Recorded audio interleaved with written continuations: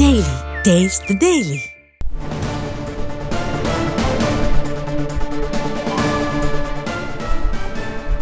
నెల్లూరు పోలీసులు గంజాయి కంట్రోల్ చేయలేరు కానీ వైసీపీ నేతలపై కేసులు పెడతారని వేధింపులకు పాల్పడుతున్నారని అన్నారు అనిల్ యాదవ్.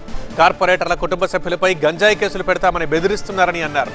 నెల్లూరు మేయర్ గెలుస్తుందా లేదా వైసీపీకి సంబంధం లేదని, అవసరమైతే అవిశ్వాస తీర్మానానికి వెళ్లి నిరసన తెలియజేస్తామని అన్నారు అనిల్ యాదవ్.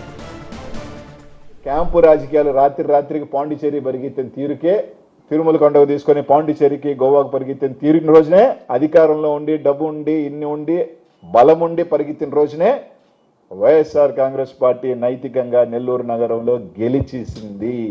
కొత్తగా మేము గెలవాల్సిన అవసరం లేదు, మేము రుజువు చేసుకోవాల్సిన అవసరం మాకు లేదు. మొన్న 25 లక్షలు ఉండింది, స్టేక్ పెరిగింది, ఇప్పుడు 40 lakhs. 5 కోట్ల వర్కులు అంటున్నారు, 10 కోట్ల వర్కులు అంటున్నారు. మీకు ఏం కావాలంటున్నారు?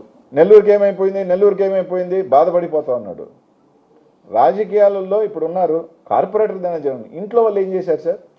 మీ భార్య మీద గంజాయి కేసు పెడతాం, నీ కూతురు మీద గంజాయి కేసు పెడతాం.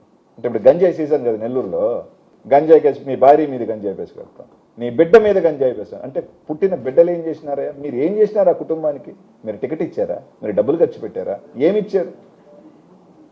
వాళ్ళ కుటుంబంలో గంజాయి అంత దిగజారి మాట్లాడుతున్నారంటేనే మీరెంత స్థాయికి దిగజారిపోయారో ఇంతకన్నా మేము చెప్పదలుచుకోలేదు. ఒకటైతే చెప్తా ఉన్నాం, నైతికంగా ఈరోజు మేము గెలిచాం నెల్లూరు నగరంలో, హ్యాపీగా ఉన్నాం.